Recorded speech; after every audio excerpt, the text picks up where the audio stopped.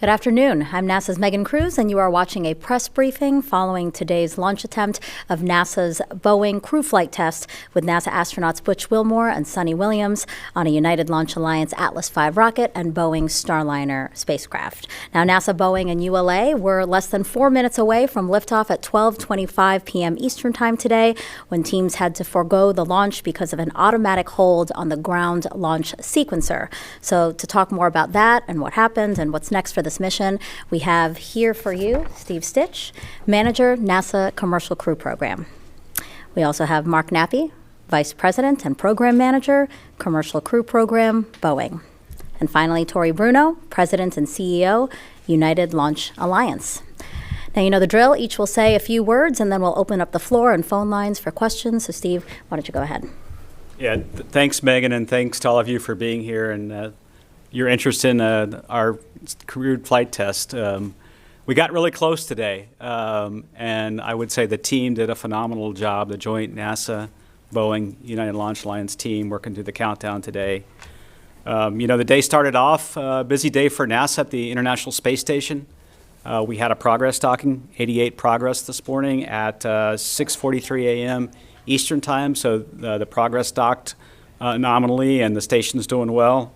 At the same time as progress, of course, it's always busy. We got into the launch countdown today. Turned out the weather was a beautiful day to go launch. You know, we were worried about the onshore winds, and those held within limits. They were right at about 14 knots, and so those would have been acceptable for launch today. We had a great chance to go look at the helium leak in the service module, what we call the P2D2 flange in the manifold 3 in the port doghouse, manifold 2 in the port doghouse. And we looked at that leak today, and that leak looked like it was about half of what we saw before. So, you know, we talked about it being on the order of 80 psi per minute in that manifold. Today, it looked like it was around 40 psi per minute. So that leak, you know, that we think maybe the seal moved a little bit or the defect got sealed up a little bit. So that was good, and that would have been no issue for launch. So we went through our whole troubleshooting procedure, and that would have been just fine. I would say the launch vehicle did great. The Atlas and Centaur did great. The self-regulating valve that we talked about and were worried about a little bit going into the countdown performed well. We didn't see any resonance at all, so that went really well. We did have a couple of items that we worked in the countdown, and Tory will talk more about those. We stopped in the topping phase on the Centaur. We had a little bit of a failure on the ground side, I would say, in the command and control system for those valves that are on the ground. And the ULA team did a magnificent job working through that. We got into a good configuration there. And then, you know, right before we got into the final phase of the count, went off of ground power onto spacecraft power. We saw a little bit of a swap in the cabin fan, a little voltage sag. The ground team did a great job of troubleshooting that. We verified both fans were good, and we got those in a good config for launch. And then, of course, we got inside 4 minutes, and then we had a problem with the ground launch sequencer, and I know Tory will talk more about that. I know it's a little disappointing. We were all excited, and Butch and Suni were excited to go fly. This is kind of the way spaceflight is. This is my 37th year at NASA today, and been doing this human spaceflight for, thank you, a long time. And every time you go to the pad for a crewed flight, or really any flight, you've got a chance of scrubbing. So the team took the right steps. We weren't ready to go today, and Tory will talk more about that, and I'll turn it over to Mark Nappi now. All right, well, thanks everybody for coming out this afternoon. The spacecraft and the launch team really did a great job today. The spacecraft performed extremely well. Steve talked about the helium system. It turned out that when the system was brought up, the team looked at the information really quickly, got us the leak rates, and ended up being no action required. So that's what we expected. On the cabin, on the suit fans, as we went from ground power to spacecraft power, a slight increase in voltage. We have a fault detection system that picked that up. It did what it was supposed to do, and it turned the fans off. Our team reacted just like they're supposed to very quickly, and they cycled them back on again. So that worked just as we would like it to. For tomorrow, or whenever we try our next launch attempt, we'll have that figured out, and we'll either let the same thing happen and see if there's the same voltage, or we'll just go in and turn them off and turn them back on again. So the team's working that, and we're fine for the next attempt. We're in a 24-hour scrub turnaround. We're trying to preserve that opportunity, and we'll stand by while ULA does their troubleshooting, and then we'll take either that opportunity or the next one to come. Like Steve said, this is the business that we're in. Everything's got to work perfectly, like we've talked before. Today we got really close. It didn't work for us. The team's very professional. They're in their 24-hour scrub work turnaround right now, and when we're ready to go, they'll be ready to go. So I'll turn it over to Tory. Thanks, Mark. Well, as Steve said, the vehicle performed beautifully, and we really had nothing to talk about on the vehicle itself. I also felt that the NASA, ULA, Boeing teams work really well together, which is important as well during a count. We had 2 events on the ground system, specifically that system that is housed inside the shelter at the base of the pad. So when you see the rocket roll out to the pad and the P-vans continue going into a building, it's in that building that we're talking about.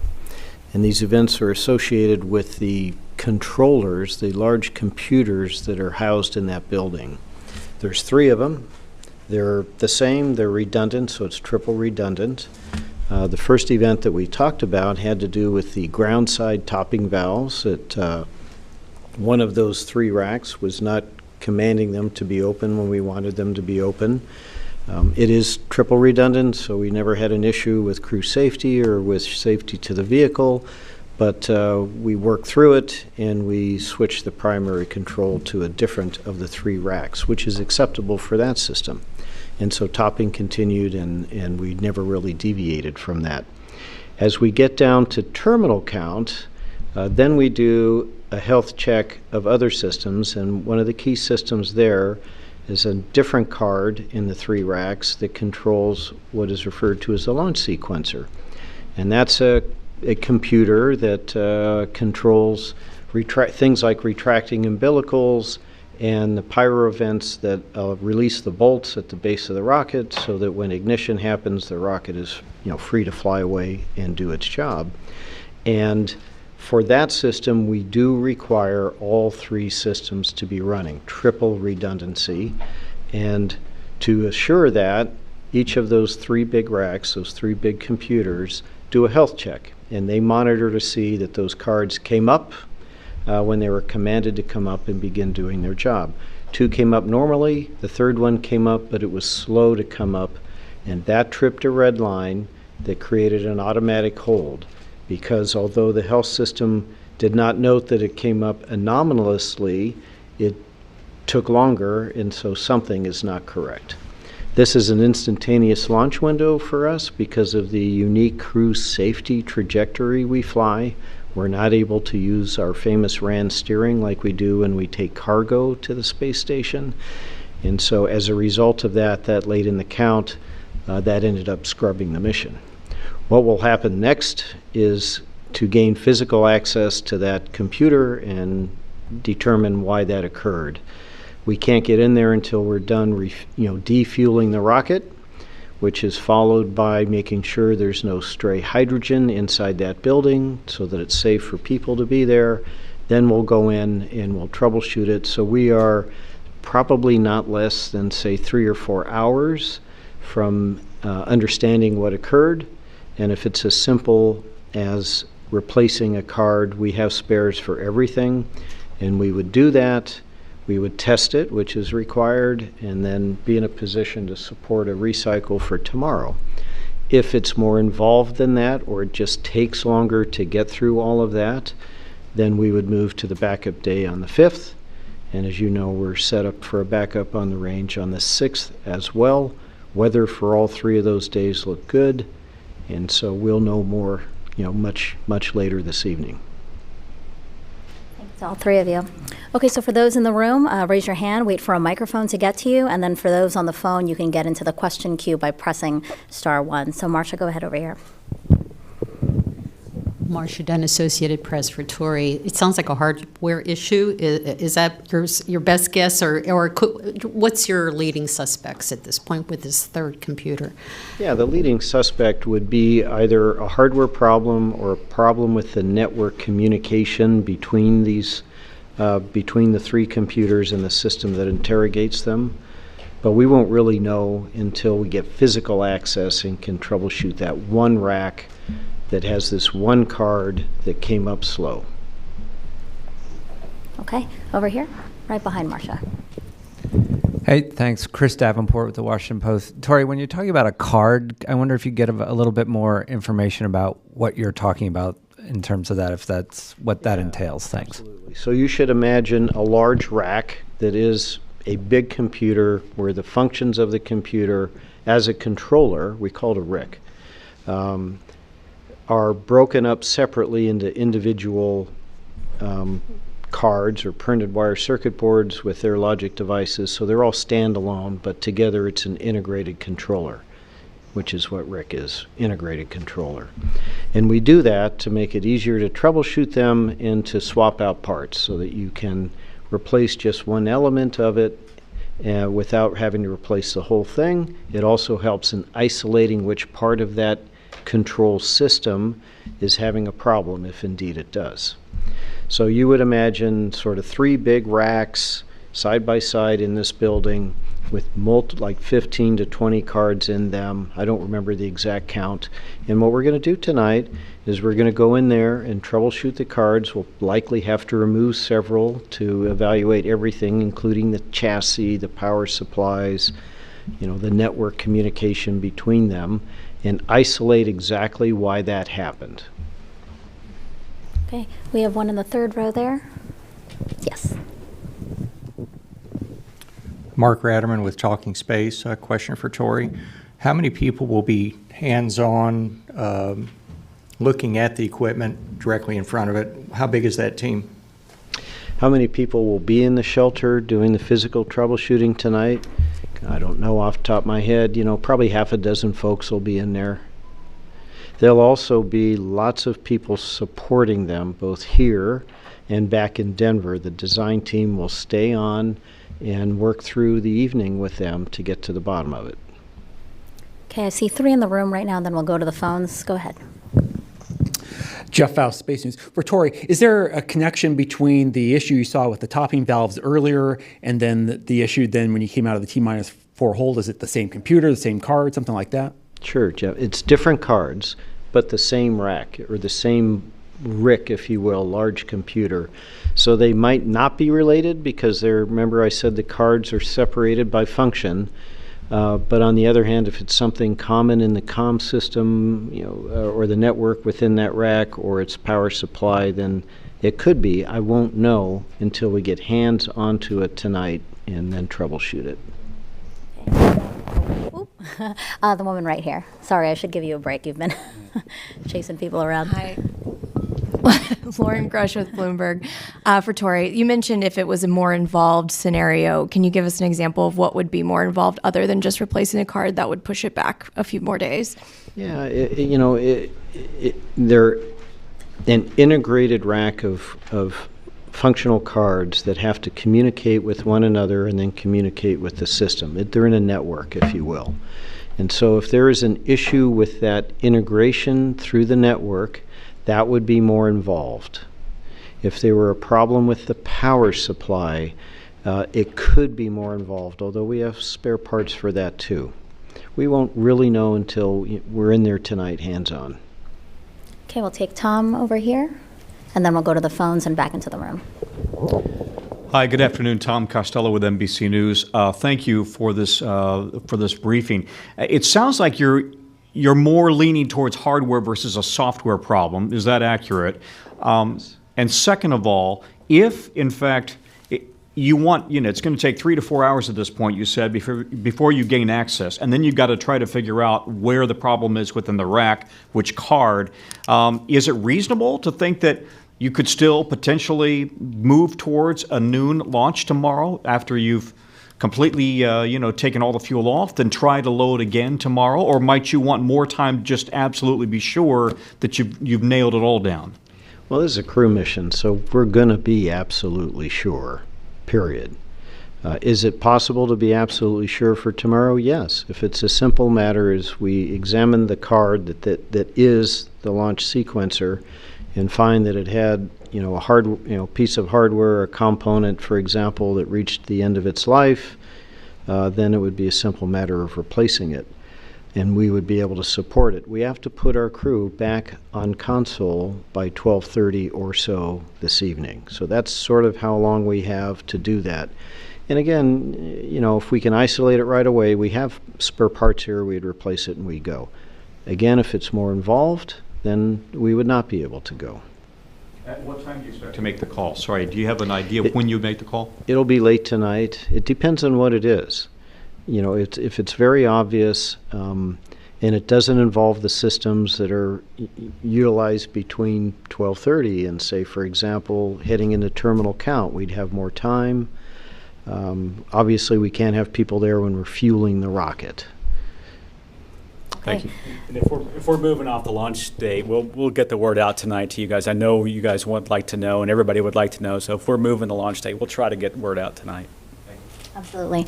All right, let's go to the phones as promised. So we have Bill Harwood, CBS News. Hey, thanks very much. This is also for Tory. We've been told that obviously you guys have to replace some batteries if you don't make it off the ground by, I guess, Thursday. Are those flight termination batteries? And I was just wondering, where are they located? Do you have to roll back to the VIF to do that if you have to? And how long would that add to the processing flow if you have to, in fact, change out the batteries before if you don't get off between now and then and you have to change out those batteries? Thanks. Yeah, sure, Bill. So we're good through the backup day on the 6th. Beyond that, we have to evaluate it. And if we do have to change batteries, we will roll back. And it's about a 10-day cycle to go do that. Okay, back here in the room. Over here. Hi, Ken Kramer, Spaceflight Now. For Tory, what is the history of these cards and them having faults in them and having to be replaced over the course of the Atlas program? Yeah, they've actually been very, very reliable. It's not unheard of to replace a card. You could imagine that all of these cards, that entire rack, all 3 redundant racks, were tested as part of the sequence leading up to the launch. They were all good. They all function nominally. They've all been used before. So they've never failed? No, I didn't say that. We've had card failures in the past. I don't personally recall whether this specific card has failed, but they're pretty reliable. We've been flying them a long time. We haven't had very many failures. I don't know that it's a card failure. Once again, I don't know what it is until we get people in there tonight and are able to examine it. Thank you. Let's go back to the phones. Micah Maidenberg, Wall Street Journal. Thanks so much. I suppose it's for everybody. Could you just say a little bit more about, what it was like for the teams getting so close and then having it go the other way today? Thanks. I can start off, and then we'll let Mark and Tory add. I mean, I think every countdown that I've been a part of, and many in my career, is a little different. I mean, this one, there's always things that have to get resolved in the count, and today it was certainly one of those kind of countdowns where the ULA team did a great job. When we couldn't get into stable replenish, when we had the failure, they did a great job working through that and getting to that point. It's always exciting to get the crew in the vehicle and watch that happen, and watch Sonny and Butch get on board, and then getting the hatch closed, and then the pressure checks, and then you get into the final phase of the count. And for me, I've been there too many times where you get a little excited. I think everybody's excited. Everybody wants to see the flight go, and then it doesn't happen. But then what really kicks in, and what I saw over in the control room and listen to the loops in Houston, is that everybody's very professional, and they're used to it. The ULA team moved right into what do they need to do to safe the vehicle and put the vehicle in a good config. Mark's team, the Starliner team, getting the abort switch off and making sure that we had that in a good config for the crew. making sure the vehicle was safe, going through all those steps. And so there's disappointment. It's human to be a little disappointed, but then, you watch the team kind of get into action, safe the vehicle, and then you listen to the loops, and they're talking about what potential the potential cause could be, and that's what Tory's team is doing right now, is going to go and look at the rack and get their hands on the system and look at the data from today. Is there anything they can glean from the data? So it's disappointing. Everybody's a little disappointed, but you kind of roll your sleeves up and get right back to work, and I'll see what Mark has to add. I would agree with Steve. I'd kind of use the analogy of sports. When you're playing a game and you get a bad call, you're a little irritated at first or a little frustrated at first, but you immediately focus on the next pitch. And that's what our teams do. They're focused on the next pitch. As soon as we went into the launch scrub, launch turnaround, I looked out into the control room, and everybody had their heads down, working the procedures to get ready for another attempt tomorrow. The technical guys were looking at all the things, all the data that they had so far, and they're scanning the data to make sure that nothing else was out there for us to go work. So the team's professional. They just work to the next play. Tory? Yeah, you guys have said it. The disappointment lasts for about 3 seconds, and we've been at this a long time, and then you just immediately get busy and do your job. And we'll be back. Joey? And then we'll bounce back to the phones. We have a couple on the phones as well. Thanks. Quick one for Tory. Is it, just so I'm clear, is it accurate to call the 3 cards separate computers, or is it all part of a single computer? 3 big computers. Each one has several cards in it. And the reason it has several cards is because we separate the functions that you would observe being done through the count. So there was a card that controlled topping valves and other systems similar to that. This card controlled the launch sequence, which is removing all the things that are trying to hold the rocket on the ground before the rocket ignites. And this was that card within this big computer that had all those functions separated into different cards. There's 3 of those computers. They're redundant. Some of those systems majority vote. Some of them just require 1 to work. This one requires all 3 to work before entering terminal count, so that we are guaranteed statistically of having not less than 1 of them properly functioning at the moment of ignition. For Steve, real quick, if it launches tomorrow, what docking time would that be on Monday? Yeah. Of course, tomorrow, the launch time, if we go tomorrow and we've got to get through the troubleshooting, would be Sunday, June 2nd, 12:03 Eastern. And it's about a 24-hour rendezvous. So the rendezvous is Monday, June 3rd at about 1:05 Eastern or so. Okay. Back to the phones. As promised, Stephen Clark, Ars Technica. Thank you, Stephen Clark, Ars Technica. Just a question for Tory. I know you guys did not do a web rehearsal for this particular launch. If you had done a rehearsal, was there a chance this rack card issue could have been discovered as you came into the final limits of the accounts? Possible, but unlikely. This system was tested during the run-up to this launch, and it passed those tests and functioned completely nominally. So it chose not to do that today. If there had been a WDR, I don't know whether it would have chosen to work that day or not. And I would just say from my shuttle experience, every now and then we would have some failure at some system at the pad. The pad, we always think about Starliner being super complicated, and it is a very complicated spacecraft, wonderful spacecraft. The launch vehicle, both the booster and the Centaur are complicated, but the ground systems are equally complicated. I think sometimes we forget that, right? They all have to work together to launch, and I would say in shuttle, many times we would have a ground system failure that would cause a scrub, and that's what we had today. So. Okay, back here in the room. If we can get a microphone to, thank you. Sawyer Rosenstein, NSF. After the topping off change that was done, it sounded like there was a release of 1,000 psi of helium. I was wondering if you can kind of talk about what happened and if you know the cause of that particular release. Sure. So part of the sequence of moving that functionality to the other 2 cards and not using that first card in the rack did also vent the helium bottles, which we then had to recharge. It's a routine operation. I will say the only thing painful about that is the price of helium went up almost 10 times over the last 2 years, so we wince whenever we vent helium. But apart from that, it was a routine thing, and we simply recharged the bottles. All right, back to the phones. Irene Klotz, Aviation Week.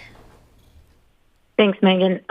Tory, would the 3 controllers be required if this was not a crewed launch? And in general, how much tighter would you say the launch commit requirements are for flying Atlas V with crew versus like your national security payloads? Yes, Irene, we work very hard to have high mission reliability on every mission because they're all critical.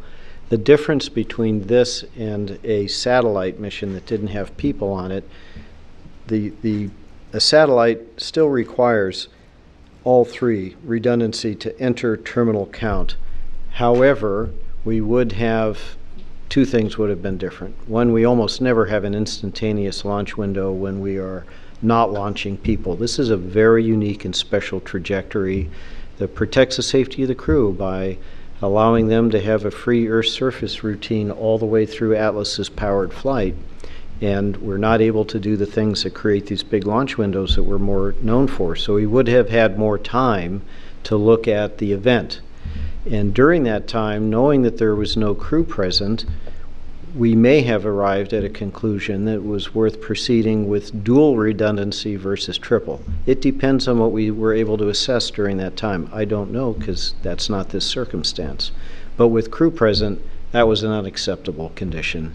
And we were not going to make that decision in a few seconds, which is really all we had. Okay, in the front row here. Thank you. Faith Abube with ABC News, and this is to all of you. Considering this mission is now years behind schedule and with all the setbacks it's had, what do you tell anyone out there who's losing faith in this mission? Yeah, I'll start and then we'll see if Mark has anything to add. We are really excited about bringing Starliner on board the Commercial Crew Program and the International Space Station Program. We really would like to have and need 2 redundant space transportation systems. And, it's really important to us to have that. And, you could see today how close we are. We are really close to having this capability ready to go launch.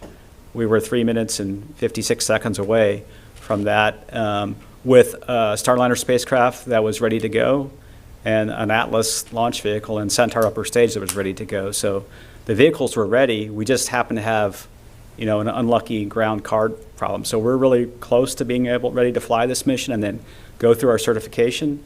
And we're excited to go embark upon that. And we'll fly when we're ready, and it should be soon. So. All right, on the phone, David Curley, Full Throttle. Question for Tory. Have you ever had this happen before? You've had a lot of launches of this rocket. And if not, why do you think it is this one potential computer? Did you actually see signs that it was booting up slowly or responding slowly? No, we didn't see any anomalous behavior with this card.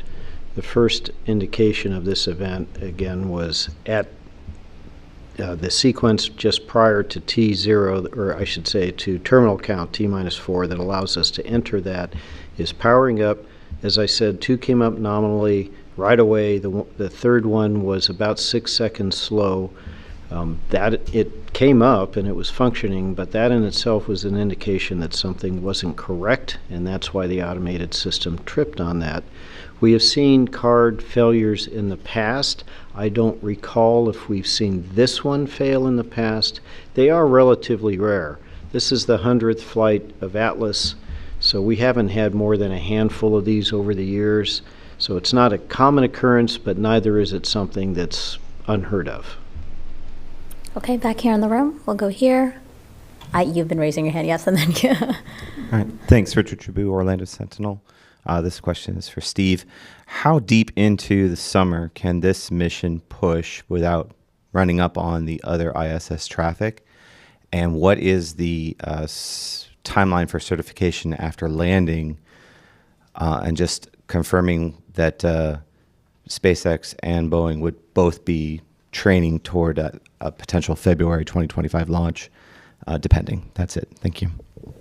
Yeah, relative to the International Space Station and the traffic, as we've talked about, we sort of set up this summer, May, June, July, to really have that window open at the space station. So the next big set of events at Space Station really has to do with our handover, our crewed handover coming up, and that's in mid-August, right? We'll have Crew 8 to Crew 9 in mid-August. The second part of the question was relative to certification. We'll have to work with Mark after the flight. You know, we had it laid out when we were in early May. You know, it's a number of months. We're trying to get to a certification review toward the end of the year, and then we'll just have to look at the data that comes out of the flight. We know, Mark talked about it really well yesterday, a number of products that we have to have lined up, and we know what those are. We've started reviewing those, and NASA's approved many of those already. We're also setting up for having the ability to dock at the forward port on the International Space Station, also the Zenith port. So that software is in work, and all the analysis with the space station program's in work.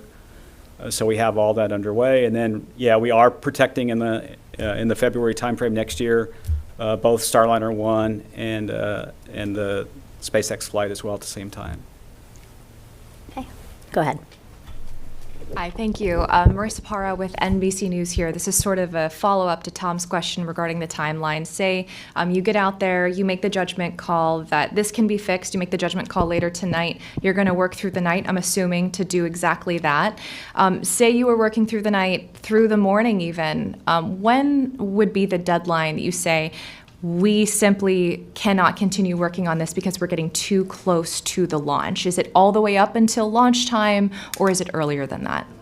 It's earlier than that because, you know, the rack we're talking about is adjacent to the rocket in that shelter I described earlier, which means that when we begin loading the propellants into Centaur and the LOX into Atlas, that we can't have people there.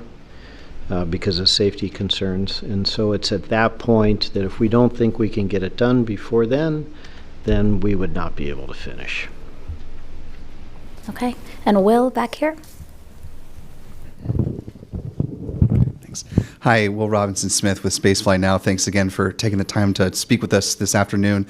Question for Mark. Besides the issue with the fans that came up later on in the count, was there anything else out of character with Starliner, or can you talk about how it performed during the countdown process today, and if you learned anything about getting to this point in the count? Thanks. No, the vehicle performed exceptionally well. We had no other issues that we worked throughout the count. So we'll review data over the next 24 hours to make sure that everything performed as we saw it, but there was nothing there. All right. Final call out for questions here in the room or on the phone. I think Mark had a response to my question. I only care about what my customer thinks, and you heard what my customer had to say. So I'll pipe in. The nation needs 2 ways to get to space, at least. We're at the finish line. Let's take one more step. Tom? Understanding that this stuff happens, how much does it cost? This kind of assuming it's a 24-hour delay, how much does this cost, and who picks up the cost? In other words, you've got all of your technicians, your engineers, your whoever is on working and has to work again, and the fuel costs. I'm just wondering if there's a cost estimate for that. I think we'll have to get back with you on that to be a rough estimate that we would make on how much it costs for a 24-hour turnaround. All right, Ken? Ken Kramer, Spaceflight Now for Tory. I think you mentioned, if I understood you right, you can't do RAN steering on here, or you might have a wider launch window. So I was just curious why you can't do that, please. Thanks. Yeah, so 2 reasons, and they're both kind of the same answer. It's about energy. For those of you who are not familiar with ascension of the ascending node steering, apologies for the rocket science term, it means that you're able to launch before or after the perfect time. And there's always a perfect time because it's a rendezvous. The pad is moving at 900 miles per hour. You're all moving at 900 miles per hour right now. And the space station's going more like 17,500. And so it's an intercept. And so when those orbital planes go up, that's the ideal time, and it takes the least amount of energy to do that. Because we're flying the trajectory we are, uniquely associated with crew safety, something, by the way, we've never done before the prior Starliner missions. It's suborbital. We're used to going to orbit. But this allows us to fly low and flat with a lot more thrust. That's why there's 2 RL-10 engines on the upper stage instead of 1, so that we've never had a what NASA would refer to as a blackout period where it would not be safe to separate, God forbid, in an abort and have the crew safely return to the Earth. And in fact, when we get done, we haven't given the Starliner enough energy to get all the way into orbit and go to the space station. It then lifts itself. So between the amount of energy it takes us to do that and the energy limits that are on the Starliner to be able to be dropped off somewhere to do that, we're not able to do RAN steering, where we would launch either before or after the ideal time, because that also takes energy as well as some sophisticated guidance algorithms. So this is like everybody else who goes to the space station. We're used to having that 25, 30, 35-minute launch window when we take cargo, because we don't have to do that for cargo. But we don't have that luxury here, and it's about safety. It's really about the ascent aborts, right? We NASA wanted a very robust abort system should something happen to the rocket. And so, what Tory talked about is the trajectory has been optimized, how the Atlas flies, so that at any point, if the Atlas has a problem, Starliner can separate, fire its engines, whether it be the launch abort engines or the OMAX, separate, and then not pull too many Gs and have a safe entry and land in the water, and we'll go recover them. So it really is about crew safety, as Tory said. Hey everyone, thank you for your questions. We really appreciate your interest in this mission. Before we wrap up, we do want to go over the launch attempts on the 5th and 6th, if you want to do that. Yeah, I will provide the 2 different launch times for June 5th and June 6th, should we get into those. Of course, June 5th is 10:52 Eastern, and again, the rendezvous is about a 24-hour rendezvous, so you rendezvous approximately 24 hours later on June 6th. And then the June 6th launch time is 10:29 a.m. Eastern. Again, rendezvousing about 24 hours later on June 7th. So thank you very much. And for those interested in the launch broadcast, we always start around 4 hours before launch so we can capture the crew going in for suit up. All right, again, thank you so much again for your questions. And as you heard our folks here on the dais say, we should know a little bit more in a few hours, 3 or 4 hours or so. So we hope you keep in touch with us and check out our updates on our blog. So we'll pull that up now for you. It's on the screen, blogs.nasa.gov/Boeing Crew Flight Test. We have a lot of blogs. I almost read the wrong one, but it's that one on the screen, blogs.nasa.gov/Boeing Crew Flight Test. Again, stay tuned, please, and thank you for your interest, and have a great afternoon.